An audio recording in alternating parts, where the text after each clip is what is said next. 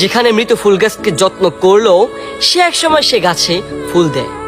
আমরা তো মানুষ, আমরা যদি নিজের যত্ন নেই না, আমরাও একদিন ঠিক মৃত থেকে জীবিত হয়ে যাব।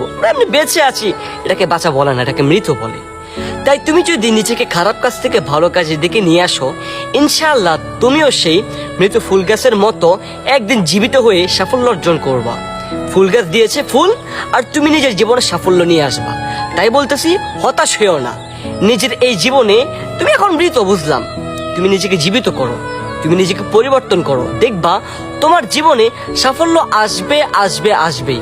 তবে নিজেকে চেষ্টা করতে হবে, নিজেকে ভালো পথের দিকে নিয়ে আসতে হবে, নিজেকে হতাশার মধ্যে রাখলে হবে না। তাই বলতেছি, নিজেকে কখনো ছোট মনে করবা না, নিজেকে সবসময় বড় মনে করবা, এবং কি খারাপ কাজ থেকে ভালো কাজের দিকে আহ্বান করবা।